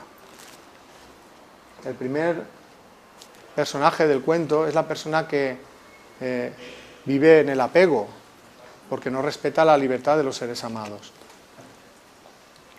Y cree que le hacen sufrir cuando en realidad sufre por lo que él hace sufrir. La segunda persona es la que realmente actúa con verdadero amor, porque respeta la libertad de los seres amados. yo creo que este cuento refleja también lo que ocurre con los seres humanos, que unos están como el primer personaje y otros están como el segundo. Y hay otros que están como los pájaros del primer personaje, que están encerrados en jaulas y no se atreven a salir de esa jaula. Incluso uno mismo puede estar encerrado en una jaula y enjaular a los demás. Por ejemplo, imaginemos una mujer que ha sido educada en la educación machista, de que la mujer está ahí para servir al marido y a los hijos y que fuera de eso no tiene mucho que hacer. Seguramente esa mujer en su vida se habrá sentido muy falta de libertad, no ha hecho nada de lo que sentía, pero si no ha reflexionado sobre su situación, puede caer en la trampa de educar a sus hijas igual que la educaron a ella, con lo cual está encerrada ella misma en una jaula y encierra a sus hijas también. Si reflexiona un poco sobre su propia vida y reconoce que gran parte de su sufrimiento ha sido debido a que no ha actuado en la vida con libertad, procurará que la libertad que ella no tuvo la puedan tener sus hijas. Y esta será la persona que permite que los demás actúen con libertad. Pero si realmente quiere hacer el trabajo completo, no debería quedarse solo con eso, debería empezar a luchar para salir de su propia jaula. Y no importa el cuándo ocurra eso. Lo digo porque hay personas que reconocen que su vida ha sido una vida vivida en contra de lo que sienten, pero piensan que ya con la edad que tienen, que ¿dónde van a ir? Y eso es un error tremendo pensarlo. Cualquier momento es bueno para empezar a cambiar, cualquier momento es bueno para salir de la jaula y empezar a vivir de acuerdo con lo que uno siente, porque el tiempo que viva a partir de ese momento le valdrá por toda la vida que ha vivido antes, aunque sean 80 años los que vivió en esclavitud y uno el que viva en libertad. Por eso animo a todas las personas a que si sufren porque se sienten esclavizadas en la vida, porque no hacen lo que sienten, que tenga la valentía de cambiar eso, de empezar a vivir de acuerdo con lo que sienten. Y al mismo tiempo, también de respetar la libertad de los demás para que también los demás puedan vivir de acuerdo con sus sentimientos. Si todos tomáramos conciencia de empezar a hacer eso, de empezar a vivir de acuerdo con lo que sentimos y de respetar a los demás para que también puedan vivir de acuerdo con lo que sienten, pasaríamos rápidamente del apego al amor y seríamos todos mucho más felices. Un ejemplo de cómo se vulnera el libre albedrío de otra persona a través del apego. Por ejemplo, hay apego en la madre que retiene a los hijos a su lado cuando estos son mayores y quieren independizarse, o hay apego en el marido que considera a la mujer de su propiedad e intenta anular su voluntad y libertad para satisfacer sus deseos. Que dice marido a la mujer, dice mujer al marido, o en general en cualquier relación de pareja, haya no vínculo de matrimonio de por medio, cuando uno de los dos se cree con derecho de vulnerar la libertad del otro, ya hay una parte de apego. Y si esto no se reconoce y se cambia, lo que hacemos es generar sufrimiento en los demás y sufrir nosotros. Algunos libros que hablan sobre el amor y la diferencia entre el amor y el apego son la saga de libros de Amin, son como cuentos, pero que dicen grandes verdades, por eso los recomiendo. Ya para acabar la charla quiero hacerlo hablando del miedo, como dije al principio, porque considero que es un gran causante de sufrimiento y también de enfermedad. Quizá el miedo más pernicioso es el miedo a no ser queridos. Dentro del miedo a no ser queridos entran muchas facetas. El miedo a la reacción negativa de los demás contra uno mismo, en forma de agresividad, desprecio, rechazo, incomprensión. Finalmente el miedo a la soledad, el miedo a que no nos quiera nadie. Cuando una persona tiene miedo a no ser querida, tiene tendencia a amoldarse a una forma de ser que no es la suya, sino que es la que los demás esperan de él. Queremos que nos quieran y creemos que si complacemos en todo a las personas que queremos, nos van a querer más. Pero si en el deseo de complacer a los demás renunciamos a nuestra libertad y a nuestra voluntad, entonces estamos dando un paso hacia la infelicidad. Tengamos en cuenta que la persona que nos quiere realmente nunca nos pedirá que dejemos de ser nosotros mismos, nunca nos obligará a ser de otra manera. Y si nos obligan es que en realidad no nos quiere. Por lo tanto, no debemos esforzarnos en complacer a los demás y esto significa renunciar a nuestra propia voluntad y a nuestra propia libertad.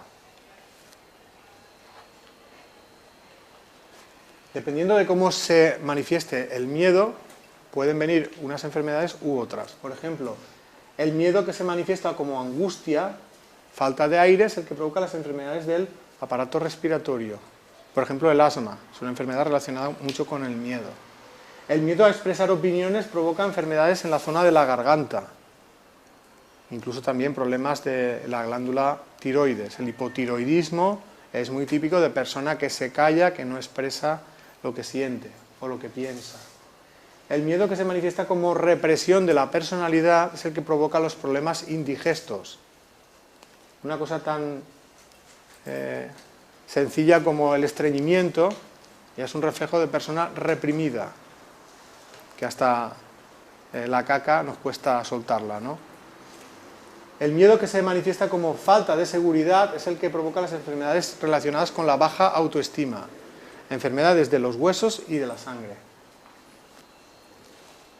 ¿Cómo se puede superar el miedo? Pues primero hay que reconocer que se tiene miedo y luego saber a qué se tiene miedo. Y una vez sabemos a qué tenemos miedo, intentemos enfrentarnos a las situaciones que nos generan miedo con valor. Preguntémonos, ¿qué decisión tomaría si fuera totalmente libre para decidir respecto a lo que siento? Pues esa es la decisión acertada. El que va tomando decisiones valientes de acuerdo con sus sentimientos es el que vencerá el miedo. La persona que no se atreve a ser ella misma y toma decisiones cobardes hará que su miedo cada vez se incremente.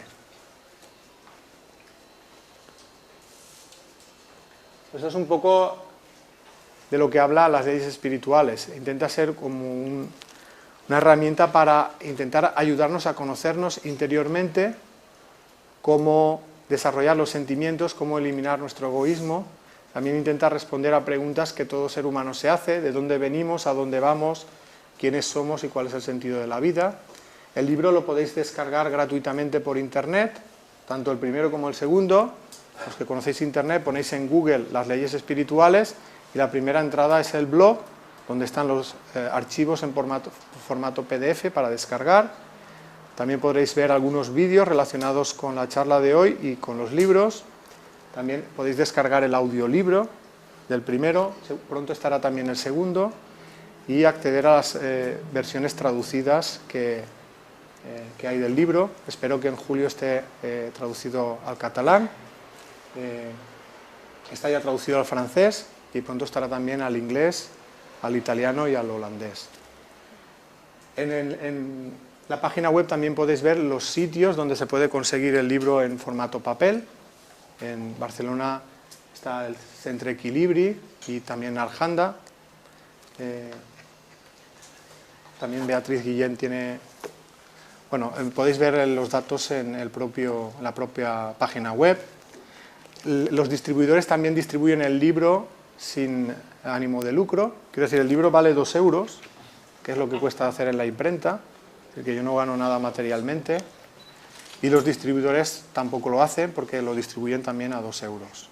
La idea de hacerlo así es porque considero que es un conocimiento que no me pertenece, por lo cual no creo que pueda utilizarlo con ánimo de lucro. Ya para acabar la charla, como resumen, hemos traído libros, por si, tanto del primero como del segundo, por si lo queréis conseguir. Ahí en la entrada lo podéis conseguir. Y para resumir un poquito la charla, deciros que para mí el conocimiento de todo esto, que para mí es una realidad, me ha ayudado a darme cuenta pues, que la mayoría de sufrimientos de la vida tienen un sentido, que no son estériles. El sentido que tienen es ayudarnos a desarrollar nuestra capacidad de amar, aunque sí que es cierto que hay sufrimientos que son estériles. Cuando una persona sufre porque no hace lo que siente, ese sufrimiento no vale la pena vivirlo, porque ni te hace feliz ni te hace desarrollar la capacidad de amar. Pero sí que es cierto que hay situaciones en la vida que son difíciles, pero que están ahí para ayudarnos a aprender a amar. Aunque también es cierto que muchas de las dificultades nos las creamos nosotros mismos, porque no actuamos de acuerdo con lo que sentimos. Mientras que otras pruebas son consecuencia de los actos negativos realizados contra otros seres en otras vidas, y ahora hemos venido a reparar esos daños. Por eso la enfermedad, desde el punto de vista espiritual, puede tener dos orígenes: las enfermedades adquiridas, que yo llamo de esta vida, son las que tienen que ver con los conflictos emocionales, las que se podían trabajar con la medicina germánica, resolviendo el conflicto. Suelen ser enfermedades que vienen porque no sabemos o no queremos asumir las pruebas que nos han tocado vivir, generando egosentimientos tóxicos que dañan nuestro interior y nuestro exterior, o bien porque hemos reprimido nuestro interior espiritual y no actuamos ni vivimos de acuerdo con lo que sentimos. En estos dos casos, la enfermedad física actúa como una especie de alarma que nos avisa de la enfermedad del interior y está ahí para motivarnos a hacer un cambio, porque a veces hasta que no enfermamos físicamente no queremos pararnos en la vida y reflexionar sobre qué clase de vida llevamos. Mientras que hay otras enfermedades, las congénitas, cuyo origen está en los actos realizados en otras vidas. Generalmente son pruebas para eliminar deudas acumuladas, y es un proceso mediante el cual el espíritu le transfiere al cuerpo los tóxicos psíquicos que le impiden elevarse hacia un mayor grado de evolución espiritual.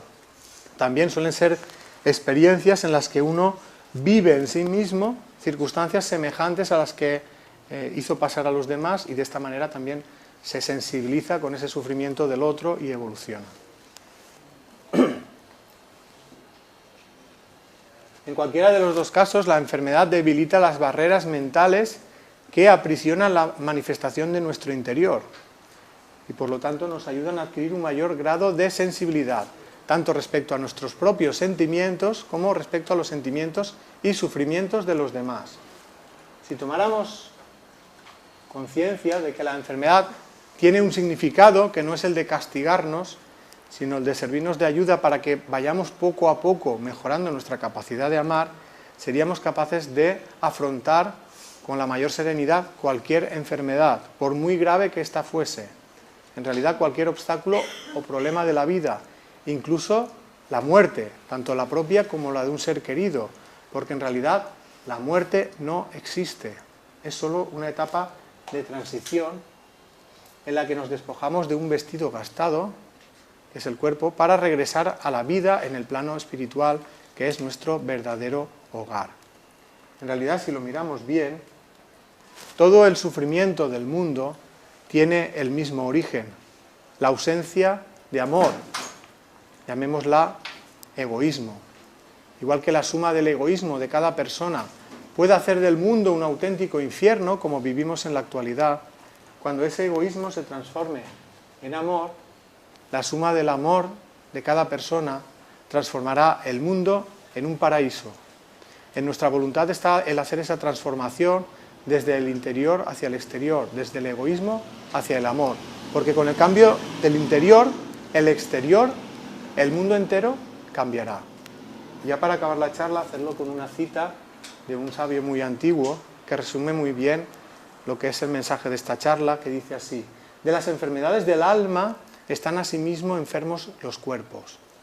Curemos las almas y los cuerpos serán sanos.